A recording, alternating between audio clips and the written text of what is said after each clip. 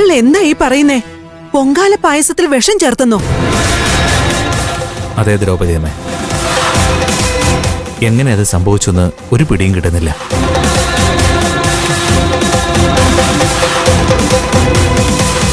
ഒരു പിടിയും കിട്ടുന്നില്ലെന്ന് പറഞ്ഞ് നിസാരമായി തള്ളിക്കളയേണ്ട കാര്യമല്ലത്.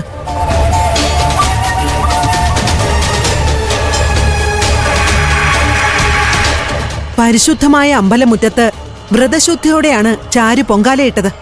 അശ്രദ്ധമായോ അപ്രതീക്ഷിതമായോ അതിൽ വിഷം കലരാനുള്ള ഒരു സാധ്യതയും ഞാൻ കാണുന്നില്ല. ഇത് മനഃപൂർവ്വം കരുതിക്കൂട്ടി ആരോ ചെയ്തതാണെന്നുള്ള കാര്യത്തിൽ ഒരു സംശയമേ വേണ്ട. അപ്പം മുതല് ഞാനും അത് തന്നെ അമ്മേ പറയുന്നേ.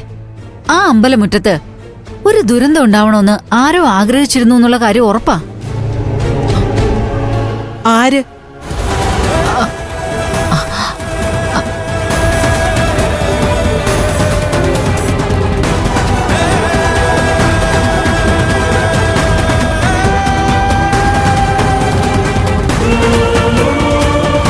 ആ അമ്പലമുറ്റത്ത് വച്ച് ഇത്രയും വലിയൊരു വൃത്തികേട് കാണിക്കാനും വേണ്ടി ധൈര്യമുണ്ടായത് ആർക്കാണെന്ന് നമ്മൾ കണ്ടുപിടിച്ചേ പറ്റൂ.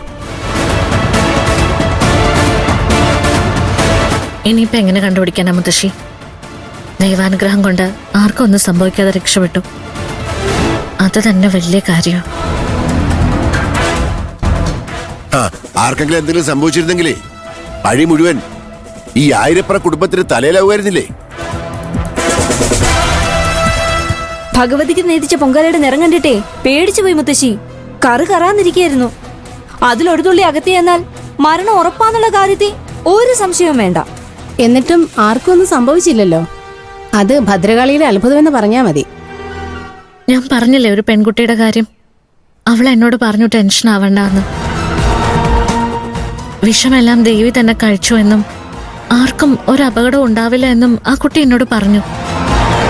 ഞാൻ ഭദ്രകാളി നേരിട്ട് കാണുകയും ചെയ്തു. പൊങ്കാലയിൽ വിഷം കലർന്നത് എങ്ങനെയെന്ന് കണ്ടുപിടിക്കുന്നതിലല്ല, സ്വയം പുകഴ്ത്തുന്നതിലാ ശ്രദ്ധ. ഭഗവതിയുമായി നേരിട്ട് ബന്ധമുള്ളവരൊക്കെ ഇവിടെ നിൽക്കുമല്ലേ? ആരാ വിഷം കലർത്തിയതെന്ന് ദേവിയോട് തന്നെ ചോദിച്ച് മനസ്സിലാക്കട്ടെ.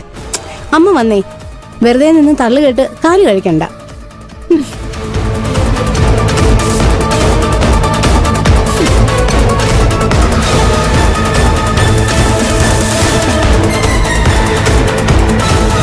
സൂക്ഷിക്കണം ബാലചന്ദ്ര.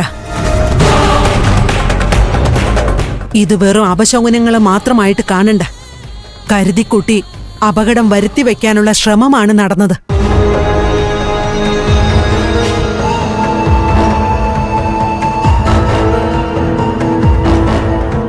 ദൈവാധീനം ഒന്നുകൊണ്ട് മാത്രമാണ് ഇപ്പൊ രക്ഷപ്പെട്ടത്.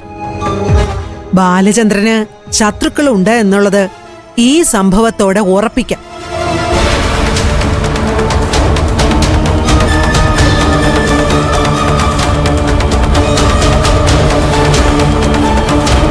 ഇപ്പൊ നിന്നെ രക്ഷിച്ച ഈ ദൈവാധീനം ഇനി അധിക നാൾ നിനക്കൊപ്പം ഉണ്ടാവില്ല ബാലചന്ദ്ര.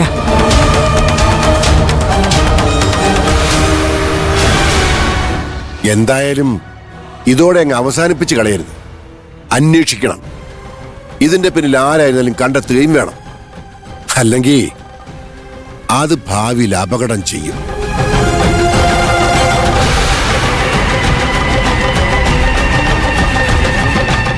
ഉത്സവം വരിക, വളരെ സൂക്ഷിക്കണം.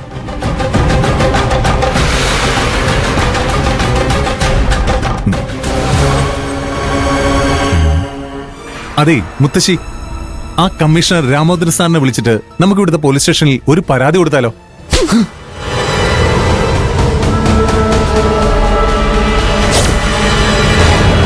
ഒരു വലിയ അവസരം കളഞ്ഞു കുളിച്ചതും പോരാഞ്ഞിട്ട് നിനക്കിനി പോലീസിനെ കൊണ്ട് അന്വേഷിപ്പിക്കാൻ കൂടി വേണം അല്ലേടാ?